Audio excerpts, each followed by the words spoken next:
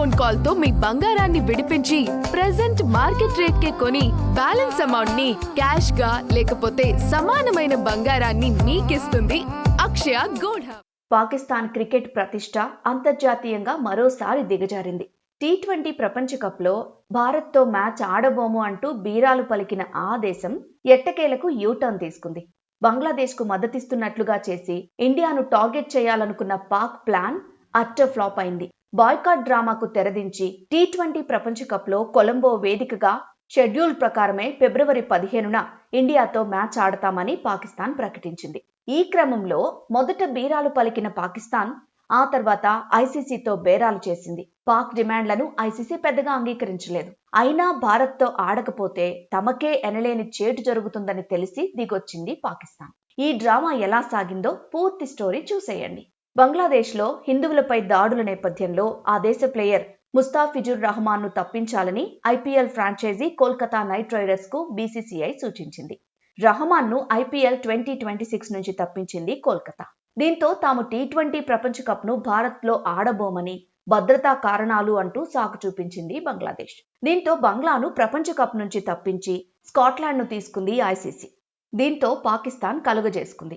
బంగ్లాకు మద్దతిచ్చినట్లుగా చేసి భారత్ను టార్గెట్ చేయాలి అనుకుంది. టీ20 ప్రపంచ కప్ ఆడేందుకు శ్రీలంక వెళ్తామని, కానీ టీమిండియాతో మ్యాచ్ను మాత్రం బహిష్కరిస్తామని పాకిస్తాన్ ప్రకటించింది.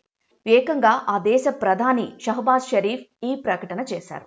ఇలా చేస్తే తీవ్ర పరిణామాలుంటాయని పాకిస్తాన్ క్రికెట్ బోర్డును ఐసీసీ హెచ్చరించింది. ఇండియాతో మ్యాచ్ ఆడకపోతే తమ బోర్డుకు ఎంత తీవ్ర నష్టం వాటిల్లుతుందో తెలిసి కూడా పాక్ డ్రామా కంటిన్యూ చేసింది.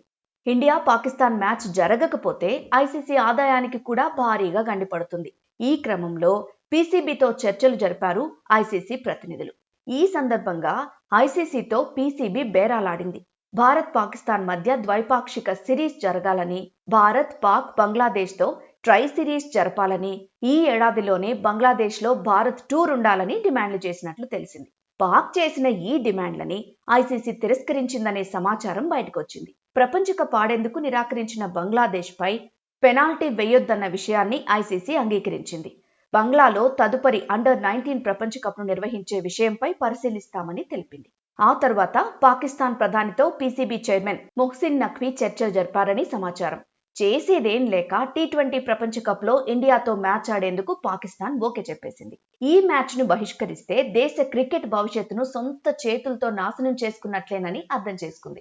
ఎందుకంటే ఈ పీసీబీకి వచ్చే ఆదాయంలో 50% పైగా ఐసీసీ నుంచే అందుతుంది. ఐసీసీ ఏమైనా కఠిన చర్యలు తీసుకుంటే పాక్ క్రికెట్ భవిష్యత్ అత్తలాకుతలమవుతుంది. ఇవన్నీ ఆలోచించుకుని పట్టు వీడి టీమిండియాతో మ్యాచ్కు పాకిస్తాన్ ఓకే చెప్పింది. దీనిపై పాకిస్తాన్ నుంచి అధికారిక ప్రకటన వచ్చింది.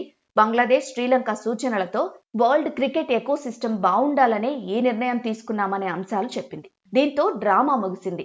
భారత్ పాకిస్తాన్ మధ్య కొలంబో వేదికగా టీ20 ప్రపంచ కప్ గ్రూప్ దశ మ్యాచ్ ఫిబ్రవరి 15న జరిగేందుకు మార్గం సుగమమైంది.